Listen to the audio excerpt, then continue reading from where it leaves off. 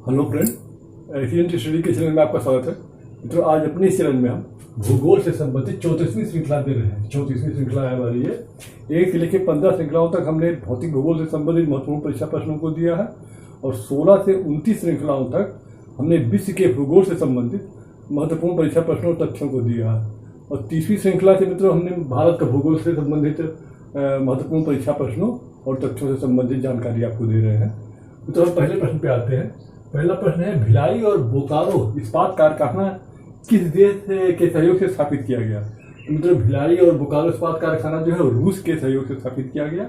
अब भिलाई जो है तो ये छत्तीसगढ़ राज्य में है, ये 1955 में स्थापित हुआ था। और बोकारो जो है ये हमारे झारखंड राज्य में है, ये 1965 में स्थापित हुआ था। हम दूसरे प्रश्न पे आते हैं, जर्मनी की सहायता से कौन सा इस्पात कारखाना स्थापित हुआ था?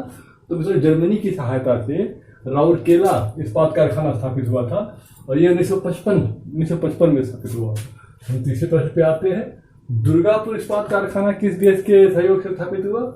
मतलब दुर्गापुर इस्पात कारखाना जो है वो ब्रिटेन के सहयोग से स्थापित हुआ और ये दुर्गापुर इस्पात कारखाना ये 1959 में स्थापित हुआ था।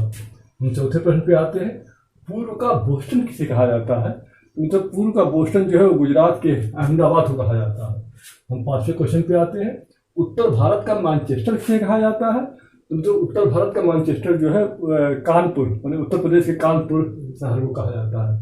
छठे प्रश्न पे आते हैं, चांदी की सबसे बड़ी खान भारत में कहाँ है? तो चांदी की सबसे बड़ी खान जो है वो जावर जो है राजस्थान में है। और हम सातवें क्वेश्चन पे आते हैं, अरब सागर में गिरने वाली भारत की सबसे लंबी नदी कौन है? तो अरब सागर में गिरने वाली भारत की सबसे लंबी नदी जो है वो नर्मदा है। और आठवें प्रश्न पे आते हैं, दक्षिण से उत्तर दिशा में प्रवाहित होने वाली नदी कौन है? तो दक्षिण से उत्तर में प्रवाहित होने वाली नदी जो है बेतवा है। हम 9वें क्वेश्चन पे आते हैं, भारत का सबसे बड़ा गुलाब व केसर उत्पादक संघ शासित क्षेत्र कौन है? तो भारत का सबसे बड़ा गुलाब व केसर उत्पादक संघ शासित क्षेत्र जो है वो जम्मू कश्मीर है। हम 10वें क्वेश्चन पे आते हैं, भारतीय राज्य हरियाणा में प्रवाहित होने वाली एकमात्र नदी कौन है? तो भारतीय राज्य जो है हरियाणा में प्रवाहित होने वाली एकमात्र नदी जो है वो घग्गर नदी है।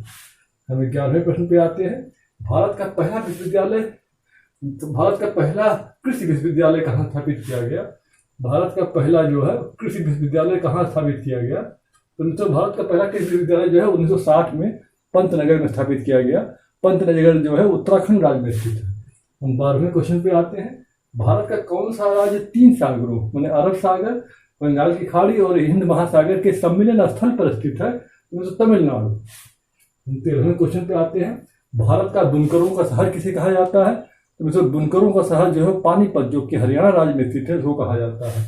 हम 14वें क्वेश्चन पे आते हैं, एशिया की अंडा की टोकरी, एशिया की अंडे की टोकरी कहा जाता है किस राज्य को? मतलब जो है आंध्र प्रदेश को। हम 15वें क्वेश्चन पे आते हैं, पक्षी संपदा की दृष्टि से भारत का समृद्ध राज्य कौन है? तो मतलब सिक्किम राज्य जो है वो पक्षी संपदा की दृष्टि से जो है समृद्ध राज्य है। हम 16वें क्वेश्चन पे आते हैं, भारतीय बागवानी विश्वविद्यालय कहाँ स्थापित है? तो भारतीय बागवानी विश्वविद्यालय जो है वो सोलन जो कि हिमाचल प्रदेश में स्थित है वहाँ स्थापित है। हम 17वें क्वेश्चन पे आते हैं, रेंगती मृत्यु जो है भारत के संदर्भ में किसे कहा जाता है? तो मतलब भूमिक्षरण को हम जो है रेंगती मृत्यु कहते हैं भारत में। और हम 18वें क्वेश्चन पे आते हैं, प्रायद्वीपीय नदियाँ भारत में कौन कौन है? मतलब प्रायद्वीपीय नदियाँ जो है चंबल, बेतवा, सोन, गोदावरी, कृष्णा, महानदी, नर्मदा, ताप्ती और कावेरी है। नदियाँ एक बार और देख लें, चंबल, बेतवा, सोन, गोदावरी, कृष्णा और महानदी, नर्मदा, ताप्ती, कावेरी। और हम नेक्स्ट क्वेश्चन पे आते हैं, हिमालय की कौन कौन सी नदियाँ भारत में है? मतलब हिमालय की नदियाँ जो है गंगा, यमुना, ब्रह्मपुत्र, घाघरा और गोमती, गंडक, कोसी। नदियाँ एक बार और देख लें, गंगा, यमुना, ब्रह्मपुत्र, घाघरा और गोमती, गंडक, कोसी। और 20वां और आखिरी क्वेश्चन है, अंतःस्थलीय नदियाँ भारत में कौन कौन सी हैं? तो जो अंतःस्थलीय नदियाँ भारत में है लूनी, घग्गर, कांथली और सावी, कांकनी। नदियाँ एक बार और देख लें, अंतःस्थलीय नदियाँ लूनी, घग्गर, कांकली और सावी और कांकनी। तो आज हमने ये 1 से लेकर 20 तक महत्वपूर्ण परीक्षा प्रश्न जो भारतीय भूगोल से संबंधित उसको दिया है। तो अगर आप हमारे चैनल के लिए नए हैं तो उसको आप सब्सक्राइब कर लें, और अगर आप पुराने हैं तो नोटिफिकेशन बेल को ऑन कर दें, क्योंकि हम इसी प्रकार के वीडियो आपके सामने लेके आते रहते हैं। जब हमारे चैनल में जो आप सब्सक्राइब करेंगे तो उसके प्लेलिस्ट में जो है जब आप भूगोल को क्लिक करेंगे वहाँ भूगोल से संबंधित अब तक 34 फाइलें आज तक आ चुकी हैं, वो आपको एक ही जगह व्यवस्थित तरीके से मिल जाएंगी। धन्यवाद।